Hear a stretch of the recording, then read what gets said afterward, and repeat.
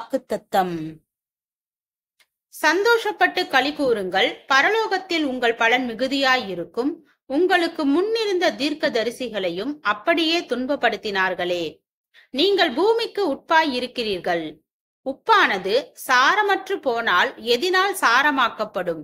வெளியே கொட்டப்படுவதற்கும் மனுஷரால் மிதிக்கப்படுவதற்குமே ஒழிய வேறொன்றுக்கும் உதவாது. நீங்கள் உலகத்துக்கு வெளிச்சமாய் இருக்கிறீர்கள். மலையின் மேல் இருக்கிற பட்டணம் மறைந்திருக்க மாட்டாது. விளக்கை கொளுத்தி மரக்காலால் மூடி வைக்காமல் விளக்கு தண்டின் மேல் வைப்பார்கள்.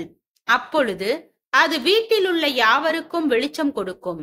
இவ்விதமாய் மனுஷர் உங்கள் நற்கிரியைகளை கண்டு பரலோகத்தில் இருக்கிற உங்கள் பிதாவை மகிமைப்படுத்தும்படி உங்கள் வெளிச்சம் அவர்கள் முன்பாக பிரகாசிக்க கடவது.